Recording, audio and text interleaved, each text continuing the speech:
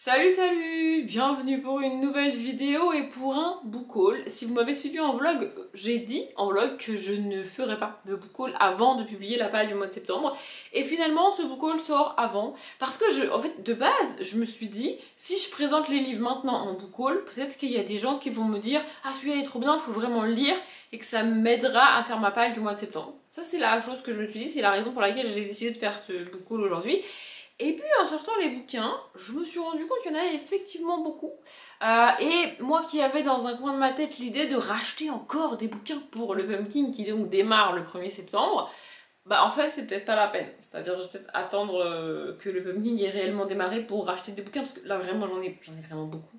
Je pourrais pas tout mettre dans la pile du Pumpkin. Entre ce que j'ai acheté là, ce que j'avais déjà et ce qui traîne depuis plusieurs années pour le Pumpkin, savon en fait, mais en fait j'adore acheter des livres pour le Pumpkin. Si j'aime autant le Pumpkin Autumn Challenge, donc organisé par Gimoz chaque année de septembre à novembre, si je l'aime autant ce challenge, c'est parce qu'en fait il correspond, déjà il se passe à la période de l'année que je préfère, et il correspond à ce que j'adore lire. Je peux y mettre tout ce que j'aime dans le Pumpkin, des livres jeunesse qui parlent de dragons, qui parlent de sorcières, qui parlent de fantasy, de fantastique. J'arrive même à y caler de la romance, des livres cocooning, du thriller. Tu peux y mettre tout ce que tu veux dans le Pumpkin, c'est vraiment cool. Et on va pas se mentir, hein, tout ce qui est livre jeunesse, dragons, sorcières et tout, bah c'est un peu ce que je préfère. C'est pas forcément ce que je préfère lire, mais c'est ce que je préfère acheter. J'adore découvrir des petits livres jeunesse comme ça. J'ai même été jusqu'à regarder des pales du Pumpkin qui datent des années d'avant, etc., de gens pour trouver des livres comme ça. Et je me suis rendu compte que, bon bah la plupart des gens c'est parce qu'ils lisent pendant le Pumpkin, donc j'ai pas trouvé grand chose. Mais j'ai quand même acheté beaucoup de bouquins, donc je vais arrêter de blablater et je vais commencer à vous les montrer parce que ce book haul va durer très très longtemps sinon. Le premier livre, c'est la seule exception. C'est-à-dire que c'est le seul livre que je n'ai pas acheté avec pour but de le mettre dans le Pumpkin, qui ne correspond pas entre guillemets, aux catégories du Pumpkin, mais que j'ai quand même acheté. Et donc c'est L'Anti-Lune de Miel de Christina Lauren, parce que j'adore Christina Lauren, c'est deux autrices de romance donc, qui écrivent à quatre mains. J'adore, vraiment j'adore, donc voilà. Je pense que les premiers que je vous montre, j'ai dû les trouver dans un magasin d'occasion, un truc comme ça. Voilà. Et donc ensuite, ensuite on passe à des livres jeunesse, principalement. C'est principalement de la jeunesse que je vais vous montrer à partir de maintenant, si ce n'est exclusivement de la jeunesse. Ouais, je regarde vite fait, mais je ne vois pas autre chose que de la jeunesse, à part des graphiques, mais sinon c'est de la jeunesse. Il y a une partie des livres que je vous montre ici que vous avez vu en vlog, si vous avez regardé les vlogs, puisque j'ai unboxé le colis JBR notamment en vlog, mais je sais plus quel livre vient de où. Il y en a que je me rappelle avoir déjà parlé, donc dans ce fameux vlog, mais il y en a d'autres je ne sais plus. Bref, ces quatre là en tous les cas, j'ai pas dû vous les montrer, je pense pas. Donc, on a l'Académie des méchants de Ryan Hamon. Bon, bah, l'Académie des méchants, voilà. A priori, c'est un tome 1, mais je suis pas très très sûre. Je vais essayer de. Et puis, alors, j'adore l'intérieur, je vais finir ma phrase après. Mais vraiment, voilà, on est sur ce genre de. Voilà. On est sur ce genre de livre jeunesse illustré en noir et blanc. Bizarrement, moi je préfère quand c'est illustré en noir et blanc. J'aime bien aussi, enfin j'aime bien quand c'est en couleur, mais à choisir vraiment, je préfère le noir et blanc. Écoutez, c'est comme ça. Je vais essayer de vous lire à chaque fois au moins une partie du résumé. À titre personnel, j'avoue que j'aime pas quand les gens ils lisent le résumé, donc je vais pas vous les lire en entier, mais je connais pas les résumés des livres. Voilà. Il y a juste là le titre, la couverture et tout ça m'a attiré, donc je l'ai pris. Mais je sais pas de quoi ça parle. Donc, pour vous donner un ordre d'idée, je vais vous lire les 2-3 premières phrases. On va dire l'Académie des méchants. Ici, les élèves n'ont qu'un objectif, gagner le titre de méchant de la semaine. Mais pour Bram, la situation est compliquée. Il a beau être un loup-garou, il ne fait peur à personne. Voilà, pour vous donner un ordre d'idée, en termes de résumé, je me suis arrêtée là. Voilà, j'ai lu jusque là, et après j'ai pas lu. Donc voilà, j'ai même pas lu la moitié du résumé. Globalement, quand je lis des résumés, c'est ce que je lis. Hein, donc, voilà. En gros, c'est un peu comme dans le truc de Monsieur Tan, dont j'oublie toujours le titre. Ils sont juste derrière moi, du coup j'ai regardé, donc c'est comme dans le manoir croquignol de Monsieur Tan, où le but c'est d'être méchant, et plus t'es méchant, plus t'es récompensé. Ça a l'air cool. Non mais ça a l'air cool, vraiment, ça a l'air cool. Ensuite, on a, et alors là vraiment c'est le titre et la couverture, mais la couverture j'adore, c'est 43 rue du vieux cimetière. A priori le tome 1, trépassez votre chemin. Non mais, C'est pas un jeu de mots trop cool, vraiment, bref. Donc c'est de Kate et M. Sarah Clise, je suppose. Voilà, et puis la couve, j'adore. Vraiment, j'adore. Bon, le livre est un peu abîmé parce que je l'ai pris d'occasion. Là, pour le coup, c'est pas illustré, mais c'est pas très... Enfin, comment dire, c'est assez espacé, quoi, en termes de texte, de mise en page. Il y a quand même quelques petites illustrations, comme vous pouvez voir. Mais oui, voilà, on est sur ce genre de livre assez aéré. Voilà, c'est ça le mot que je cherchais. Je sais pas de quoi ça parle. Ignace Bronchon est sans doute le plus grincheux des auteurs de séries pour enfants. Lui qui n'a pas écrit une ligne depuis 20 ans espère terminer le 13e volume de sa série dans la vieille demeure victorienne du 43 rue du Vieux Cimetière qu'il a loué pour l'été. Bon, c'est bien que j'ai lu le résumé jusque là, j'ai lu la moitié là, parce que comme ça je vais peut-être le mettre dans la page du mois de septembre pour le lire vraiment tout début septembre, histoire de le lire en été, puisqu'apparemment ça se passe en été. Et alors, moi je savais pas de quoi ça parlait, j'ai juste vu en gros cimetière et trépasser votre chemin, j'ai dit ok c'est bon. Mais alors, un livre qui parle d'un auteur pour enfants, j'adore. Non mais vraiment, voilà. Un joyau au royaume du détournement de genre, une comédie irrésistible et attachante. Je sais pas si c'est un tome 1 ou un one shot, mais en tous les cas, ça a l'air trop cool. Ensuite, j'ai pris le tome 1 d'une saga jeunesse très connue que je n'ai jamais lu, c'est Wonder Park, donc le tome 1 Libertad de Fabrice Collin. Je sais pas pourquoi je l'ai fait avec l'accent, enfin en même temps c'est comme ça que ça se dit. Bref, je pense que c'est une saga connue, mais moi je connais même pas le résumé pour vous dire. Pareil, on est sur une police de caractère assez grosse et on a des petites illustrations de temps en temps comme ça, voilà. Le résumé, alors Jen et Mervyn avaient pourtant été prévenus, Wonder Park, ce parc d'attractions abandonné, est interdit d'accès. Mais ils n'ont pas résisté à la tentation d'y entrer et Zoé, leur petite sœur, a été enlevée par un homme à la tête de singe. Ça a l'air un peu barré, honnêtement, bizarrement, pour ce genre de saga jeunesse très connu et très apprécié, moi je suis pas sûre que ça le fasse. Ça me fait un peu... Je sais pas pourquoi, mais le format, le bouquin, etc., ça me rappelle un peu la seule série de Catherine Rodnell que j'ai pas aimée, à savoir Sombre Terre, je crois. Je sais pas pourquoi. En fait, les grands auteurs comme ça, moi j'accroche pas à leur livre jeunesse. Mais bon, j'ai quand même voulu essayer, donc j'essaierai. Ensuite, j'ai trouvé Sandorine et les dragons. Oui, bah, dès qu'il y a marqué dragon dans le titre, moi j'y vais. C'est le dernier que j'ai pris ce jour-là, d'ailleurs, dans le magasin. Donc c'est de Patricia C. Werd, je suppose, et Yves Besnier, pardon. Voilà, c'est un livre au format carré. Pourtant, c'est chez Bayard qui font des livres de format classique normalement, mais là, il est vraiment dans un format. Je pense pas qu'il soit carré, mais il est quasiment carré. Bref, j'ai vu dragon dans le titre, bon bah du coup, j'ai pris le bouquin, tu vois, enfin genre à un moment donné, c'est un peu, voilà. Là, il n'y a pas beaucoup d'illustrations, mais il y en a quand même. Voilà, le résumé. Vive et rebelle, Sandorine n'est pas une princesse comme les autres. J'adore quand ça commence comme ça déjà. L'escrime et la magie l'attirent plus que la danse et la broderie. Alors je tourne cette vidéo, moi je suis en plein Jeux Olympiques de Paris 2024, tout ça. Et alors, le truc d'escrime là, voilà, bref. Pour échapper à un mariage arrangé, elle s'enfuit du royaume de l'Andorre et devient princesse captive volontaire chez les dragons. Oh, mais ça a l'air trop cool. Mon dieu, ça a l'air génial. Pareil, je sais pas si on est sur un tome 1 ou sur un one shot. Si vous savez, je suis preneuse de l'info. Ensuite, on en vient à ma fameuse commande Gibert où j'ai commandé énormément de trucs. Donc, on a un petit graphique qui s'appelle La Grande Fabrique de mots, bizarrement, de Agnès de l'Estrade et Valeria do Campo. Vraiment, en fait, il est en taille, il est au format poche, et du coup, il est carré comme ça, vous voyez. Lui, je l'ai pris parce que je l'ai vu, mais je suis pas sûre qu'il rentre dans le pumpkin, que j'arrive à le mettre. Mais voilà, on est sur un tout petit album, comme ça il n'y a pas énormément de texte à chaque fois, je vous montre plusieurs pages. Voilà, ça a l'air très mignon. Il existe un pays où les gens ne parlent presque pas. Dans cet étrange pays, il faut acheter les mots et les avaler pour pouvoir les prononcer. L'imagination des gens, non mais vraiment, l'imagination des gens, c'est quand même C'est quand même fou. Ensuite j'ai pris les 2 premiers tomes d'une saga que je n'ai pas commencé. Je fais ça rarement mais là je l'ai fait 2 fois, vous allez voir.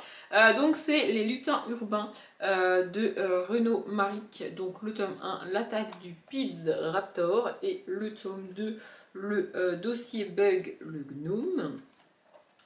Voilà. Voilà.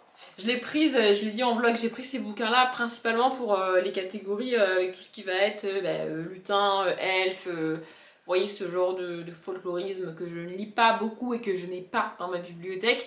Et en général, dans ce genre de catégorie, Gimose met très rarement des mots qui n'ont rien à voir avec les elfes, les lutins, etc. Le petit peuple, voilà, c'est ça que je cherchais. Elle met rarement des mots qui sont vraiment utilisables en dehors de lutins, elfes et tout. Et du coup, moi, je me retrouve à galérer dans ces catégories-là parce que je ne sais pas quoi mettre. Donc là, eh ben, je mettrai les lutins urbains. Vous voulez un petit résumé? Allez, c'est parti. Un petit résumé. On les croyait disparus à jamais, chassés de nos contrées par la modernité. Erreur, on peut bien avoir construit des villes à la campagne. Les lutins se sont faits urbains. Et ils n'ont rien perdu de leur pouvoir d'agacerie, de tracasserie et d'espièglerie. Ça n'en dit pas grand chose sur ce qui se passe dans le bouquin, mais écoutez, voilà. Ensuite j'ai pris un tome 2 d'une saga que j'ai commencé, du coup je suis pas sûre de pouvoir le caler dans le Pumpkin, mais j'étais tellement contente de le trouver que je l'ai pris. C'est le tome 2 du Club du Calamar Géant, donc l'île des pirates de Alex Bell. J'adore les séries de Alex Bell, j'ai adoré le Club de l'Ours Polaire. Là c'est la deuxième trilogie du coup, voilà. C'est mieux d'avoir lu le Club de l'Ours Polaire avant de lire celle-ci, sinon ça risque de vous spoiler un petit peu. Mais ça reste quand même assez indépendant si vraiment vous voulez pas lire le Club de l'Ours Polaire. Voilà, j'adore Alex Bell. On a des illustrations, on en a peut-être une dizaine en tout dans le bouquin, sachant qu'il doit faire 300 pages, peut-être 400. Attendez, je vous dis ça. Il fait 375 pages. Et ouais, on doit avoir une petite dizaine d'illustrations dedans, à tel point que je galère à en trouver une pour vous la montrer. Mais je vais finir par y arriver, vraiment. Voilà. Là, je vais pas vous lire le résumé parce que pour le coup, moi, j'ai lu le tome 1. Donc, j'ai pas besoin du résumé pour me donner encore plus envie. Et surtout, j'ai pas envie de connaître le résumé du tome 2 avant de le commencer. Donc, ah ouais. Ensuite, on a un petit livre, et là c'est pareil, c'est comme l'histoire du... J'ai un problème avec les cimetières apparemment, c'est comme l'autre avec le cimetière là. Le titre, mais vraiment le titre, en plus il est parfait pour le Pumpkin ce bouquin, c'est sûr. Donc c'est Les aventures fantastiques du Sacré-Cœur, le tome 1, Les fantômes du Père Lachaise, de Amélie Sarne et Laurent Andouin. Ça a l'air trop mignon, ça a l'air trop cool. Voilà, puis alors là c'est coloré à l'intérieur, c'est un peu moins mon style comme je disais, mais j'aime bien aussi, voilà, on a quand même pas mal d'illustrations. Sacré-Cœur vit à Paris chez sa tante Finelouche. Oula. Quand il n'explore pas la capitale, il s'enferme dans son atelier et invente d'incroyables machines. Ça c'est la moitié du résumé, comme toujours je lis jamais les résumés en entier, mais ça a l'air trop cool. Là en dessous c'est marqué « Frisson et suspense au cœur des mystères de Paris ». C'est parfait, c'est parfait, vraiment. Et puis c'est très très court, hein. Ça fait combien ? Ça fait 60 pages. Allez, à tout péter. Attendez, je vous dis ça. Voilà, ça fait 57 pages. Ensuite, j'ai trouvé, du coup, toujours sur Gibert, hein, c'est pareil, Kate mène l'enquête, le tome 1, le mystère de l'Arctic Express de Anna Peck. Bon, lui, si j'arrive pas à le caser dans le Pumpkin, vu le titre, je le décalerai pour le Cold Winter, parce qu'on parle de l'Arctic Express. Bon. Mais voilà, je me suis dit, une petite fille qui mène l'enquête, ça a l'air sympathique. Je suis beaucoup moins fan du design à l'intérieur. C'est très orange et noir. On dirait orange et noir. Bizarrement, ça reste dans les thématiques de l'automne et de Halloween, tout ça. Mais ouais, je suis un peu moins fan du design à l'intérieur. Et donc, Kate et son souriceau. Un souriceau, mais quelle brillante idée. Roberto prennent le train pour le Grand Nord. Ils ont à peine quitté la gare que des trophées disparaissent, des parchemins antiques se volatilisent et un paquet de biscuits au gingembre s'évapore. Pareil, c'est toujours que la moitié du résumé, donc après, bon bah c'est marqué dans le titre, elle va mener l'enquête, du coup. Voilà, c'est tout. Je me suis dit que j'allais essayer. Embarquement immédiat, l'aventure n'attend pas. Et bah c'est parti, let's go. Je sais pas trop si je le carrerai dans le Pumpkin ou dans le Cold Winter, mais dans l'un des deux je pense.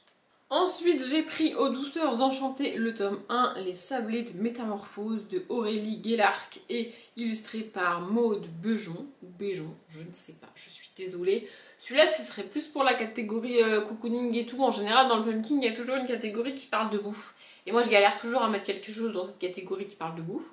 Donc là, je me suis dit que ce serait mon bouquin avec de la bouffe. On est sur un très très petit livre, hein. C'est pareil, il fait même pas 100 pages, hein, c'est sûr. On est à 59 pages. Voilà, voilà, je vous ai pas montré l'intérieur, c'est assez coloré, mais c'est plutôt des couleurs pastel, je trouve ça assez cool. Et d'ailleurs, on n'a pas un résumé, on a un extrait du bouquin, je déteste encore plus quand ils font ça. Donc je vais juste vous lire ce qu'il y a marqué en dessous. Grimoire secret, lapin de vérité et don extraordinaire, le premier livre des aventures de Candy, apprenti pâtissier.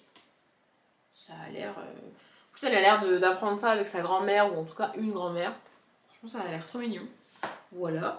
Et ensuite, j'étais enfin trop contente de trouver le 3e livre, pour moi en tout cas, de Anne-Gaëlle Bal, parce que je sais pas dans quel ordre elle les a écrits, mais moi c'est le 3e que je vais lire du coup, qu'il est impératif que je casse dans le pumpkin. Non mais genre vraiment, je veux absolument le lire. C'est L'épouvantable bibliothécaire, donc de Anne-Gaëlle Bal.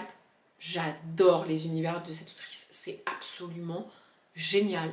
Vraiment, à chaque fois, on prend donc un métier du livre. Donc on a eu un écrivain, on a eu un libraire, et là on a une bibliothécaire. Et on en fait des personnages un petit peu méchants, un petit peu détournés. Et on suit des enfants qui vont basculer dans les livres, littéralement. J'adore, vraiment j'adore. Là c'est illustré.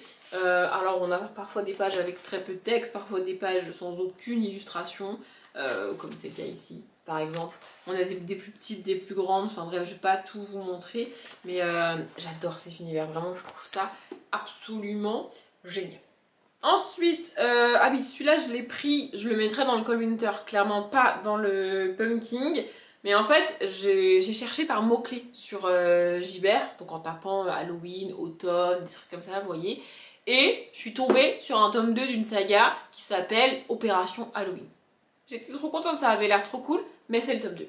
Du coup, j'ai pris le tome 1 de Léo et Lily, experts de l'invisible, qui s'appelle Opération Noël, et c'est de Christine Sabat.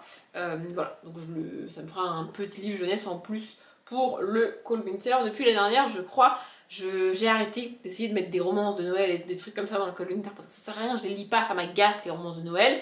Et je me tourne plutôt vers des livres jeunesse comme ça, qui se passent à Noël. C'est les seuls livres qui se passent à Noël qui passent à peu près pour l'instant. Donc voilà.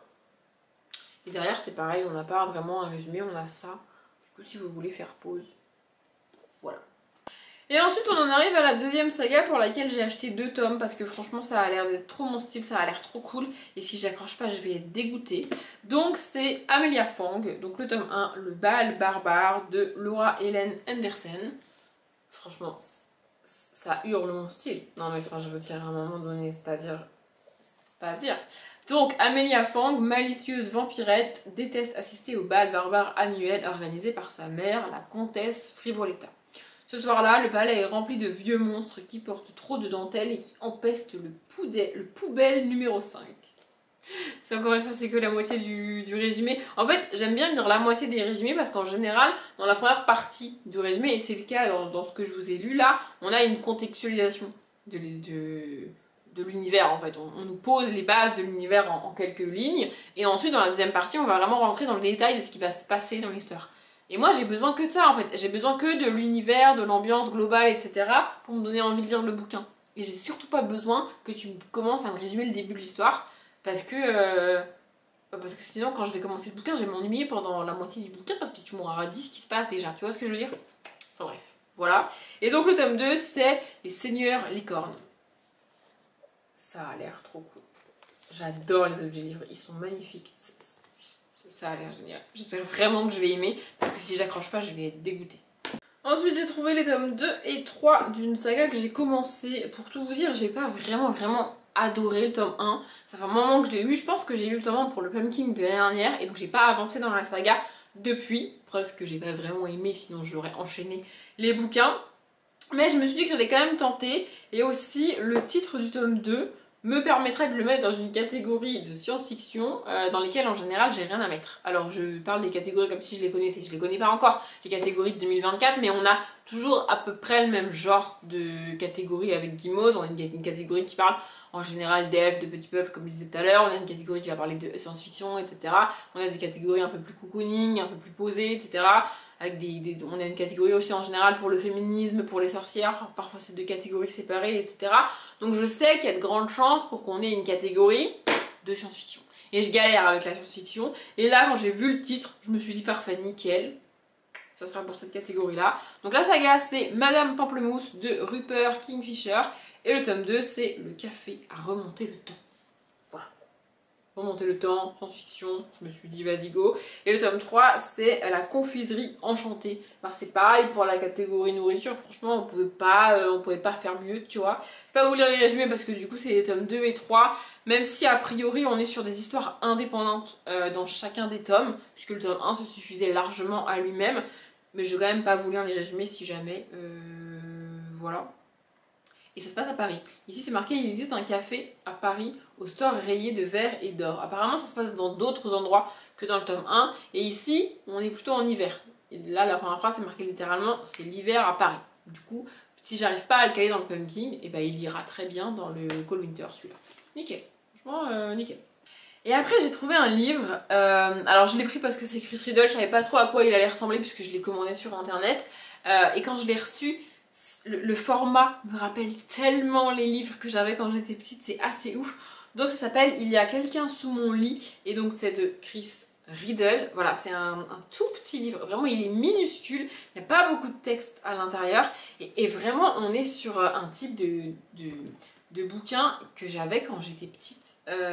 Cette espèce de format quasiment carré qui existe quasiment plus aujourd'hui. Je sais pas de quand il date ce bouquin là, mais ouais, vraiment ça me rappelle beaucoup les livres que moi j'avais quand j'étais petite. Première édition 86.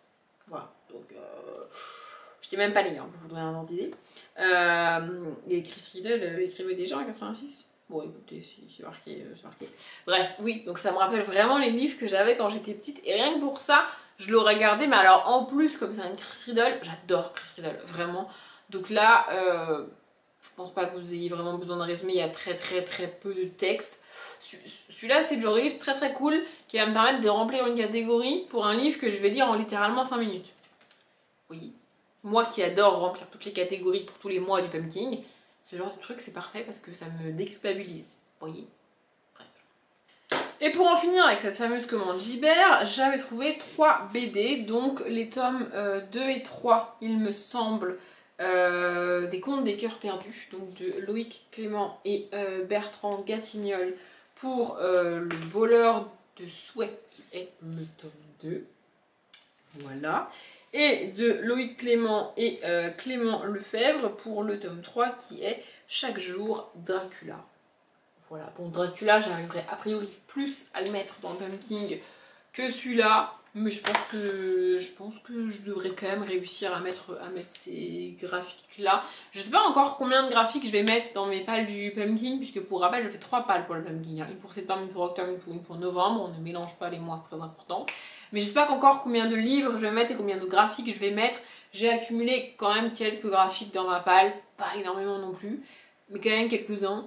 Mais bon, entre les petits livres jeunesse et les graphiques, plus les autres livres qui sont un peu plus gros et que je voudrais mettre dans le Pumpkin, je vais faire un espèce de micmac pour essayer de réussir à lire tout ce que je vais mettre dans mes pales, tout en mettant un livre ou un graphique par catégorie par mois.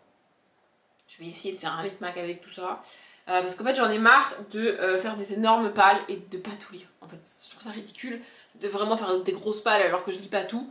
Et puis mon rythme de lecture a pas mal ralenti ces derniers mois. Donc bref, je sais pas trop combien. Tout ça pour dire que je ne sais pas combien de graphiques je vais mettre dans les pales du Pumpkin, mais probablement quelques-uns. Votre avis de le savoir. Bref, et le troisième graphique que j'avais trouvé c'était Au pays des cauchemars de Peggy Neal. Je me suis dit, entre le titre et la couverture, je devrais être capable de le caler dans le Pumpkin quelque part, tu vois. Enfin genre, vraiment. Et puis en plus, c'est pas au format BD, c'est au format album. Toutes les pages sont comme ça, vous voyez. Je sais pas si vous voyez, parce que là je vous vois plus. Mais voilà, franchement, c'est le livre, enfin la BD est magnifique, ça a l'air. J'espère que l'histoire est aussi belle que les planches parce que franchement, elles sont toutes comme ça, quoi. Vraiment, elles sont toutes magnifiques comme ça. C'est absolument trop beau, quoi. Voilà. Et ensuite, on revient avec une dernière pile de livres que vous n'avez pas vue puisque c'est ma commande France Loisirs. Et alors, pour tout vous dire, j'ai passé commande chez France Loisirs et puis j'ai oublié que j'avais passé commande chez France Loisirs. Et un dimanche, je me demandais pas pourquoi, je suis allée au courrier et il y avait le colis dans la boîte. Et j'étais en mode, mais je ne savais plus. Vraiment, j'avais oublié ce que c'était. Bon, sans trop de surprise, quand j'ai ouvert le colis, bah, il y avait des bouquins dedans. Vu le poids, j'avais bien compris que c'était des bouquins, tu vois. Mais j'avais complètement zappé cette commande. Du coup, c'était une redécouverte et je suis contente du choix que j'ai fait. J'ai pris les tomes 4 et 5 de Jasmine, apprentie vétérinaire, de Hélène Peters, c'est ça. Donc le tome 4, un agneau nommé Trèfle. Et le tome 5, une petite chèvre nommée Flora. Est-ce que j'ai les tomes 2 et 3? Non. Mais je les ai cherchés hein, quand j'ai passé ma commande Gibert, je ne les ai pas trouvés. Il va falloir que je les trouve. Mais en attendant, j'ai les tomes 4 et 5. Voilà, parce que j'ai vraiment beaucoup aimé le tome 1. Faut que je trouve les tomes 2 et 3. Parce que je voudrais les mettre dans le pumpkin. Mais pour l'instant, je les ai pas trouvés. On est sur un livre avec quelques petites illustrations. Il n'y en a pas énormément, à tel point que je galère un peu à en trouver pour vous montrer. Mais il y en a quand même quelques-unes. Et vraiment, j'adore suivre cette petite fille. On est sur les tomes 4 et 5, donc je ne vais pas vous lire les résumés. Mais vraiment, c'est hyper chouette. Ensuite, j'ai pris celui-là, de nouveau plus pour le Cold Winter que pour le Pumpkin. Mais bon, j'ai jamais lu de... Je crois pas avoir lu du Estelle Faye. Peut-être il y a très longtemps, j'en avais tenté un et j'avais pas accroché. Je sais plus. Bref, en tout cas, c'est Les Guerriers de Glace de Estelle Faye et Nancy Peña. Voilà, bon, Glace, du coup, plutôt Cold Winter. Mais je l'ai vu sur le site de France Loisirs et je me suis dit pourquoi pas. Pareil, c'est un petit peu illustré. Je sais plus si c'est un tome 1 ou un one-shot de nouveau, mais voilà. Dans le village de Rosheim, Alduin et Lena sont les meilleurs amis du monde. Pourtant, tout les sépare. Alduin est le fils du chef, Lena est la fille de la guérisseuse. Un jour, ils découvrent que les guerriers de glace, ces êtres cruels qui vivent au-delà des montagnes, reviennent au village pour enlever une jeune fille. Bon là, j'ai été, à mon sens, un peu loin dans le résumé. Mais écoutez, c'est comme ça. C'est la vie. Bref, je connais pas du tout cette histoire. Je connais Estelle Faye de nom. Je suis plus sûre de l'avoir lu. Mais je me suis dit que j'allais tenter. Voilà. Ensuite, j'ai pris La Révolte des Dragons, le tome 1 de Angie Sage. Bon, bah, il y a écrit dragon dans le titre. Par contre, là, je suis pas sûre de le mettre dans le pumpkin parce qu'on est sur un livre quand même balèze. Il doit faire 400 pages. Même pas, il fait pas 400 pages. Il fait 380 pages. Voilà. Par contre, il est pas du tout illustré, lui. Non, lui, on est sur du young adulte plus que sur de la jeunesse, je pense. Dans un univers parallèle, Ali et Jox, deux orphelins, travaillent au service d'une famille de dresseurs de dragons, les Féroces Raptors. Waouh. Je crois que j'ai lu c'est pas le début du résumé, mais écoutez, c'est pas grave. Deux mondes que tout sépare, une malédiction ancestrale, des batailles épiques et des dragons. Le et des dragons, c'est moi qui l'ai rajouté, mais et des dragons quand même. Vraiment, tout ce qui est bouquin avec dragons et tout, je peux pas m'empêcher de les acheter et de les tenter. Donc on va tenter. Ensuite, j'ai pris À nous la Bastille de Anne Loyer. C'est chez Pulp Fiction. C'est pas vraiment la collection avec les biographies et tout, mais je pense qu'on n'est pas loin, c'est un peu dans le même genre. Voilà, la Révolution française, bah voilà, 1789, Luc est crieur dans les rues de Paris pour un journal révolutionnaire. Lorsqu'il rencontre Félix, un orphelin en quête de ses origines, il ne se doute pas que cette nouvelle amitié va l'entraîner au cœur d'un trafic de faux monnayeurs. Voilà. Bastille, Paris, 1789, Révolution, j'ai hâte. Et enfin, alors celui-là, vraiment, j'ai tellement d'espoir en celui-là, il a l'air absolument génial. Je vais être au bout de ma vie si j'accroche pas. Ça s'appelle, écoutez bien, La terrifiante histoire de Prosper Redding, une alliance diabolique, de Alexandra Bracken. Ce nom me dit quelque chose, je dois bien vous avouer, mais je suis incapable de vous dire pourquoi et de vous dire qu'est-ce qu'elle a écrit d'autre et pourquoi elle est connue, enfin pour quel livre elle est connue. Mais oui, pardon, je vous montre le bouquin, ça a l'air absolument génial. Non mais vraiment. Vivre avec un démon, un véritable démon à l'intérieur de soi n'est pas chose facile, surtout si votre famille, après l'avoir découvert, veut vous faire disparaître. C'est le premier paragraphe du résumé. Moi je vais m'arrêter là. Et apparemment c'est un... Ah, c'est un tome 1. Un premier tome contagieux et entraînant, brillant, parfois terrifiant et toujours drôle. Ça a l'air si cool.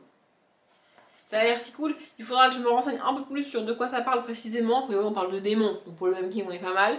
Mais là, il y a l'air d'avoir des sorcières de dessiner. Du coup, faudra que je me renseigne pour réussir à le caler dans une des catégories du pumpkin. Mais a priori, je devrais y arriver. Enfin, je veux dire, on a un manoir, une espèce de chauve-souris, des sorcières, ça parle de démons. Enfin, si j'arrive pas à le mettre dans le pumpkin, à un moment donné, c'est que je suis pas douée, quoi. Voilà. Je vous ai donc montré les presque 30 livres que j'ai acquis ces derniers temps. Si en commentaire vous voulez me dire celui-là il est trop cool, vas-y faut que tu le lises, ou au contraire celui-là j'ai pas aimé, c'est pas la peine, vous pouvez aussi. Voilà, je fais ce book haul principalement pour que vous puissiez me dire en commentaire les livres que vous avez aimés parmi ceux que je vous ai présentés et que vous me recommandez plus, sachant que je les ai tous déjà achetés. Enfin bref, vous avez compris. Moi, je m'arrête là. J'espère que la vidéo vous a plu. Comme d'habitude, je vous souhaite une bonne journée, un bon après-midi, un bon appétit ou une bonne nuit. Et je vous dis à bientôt.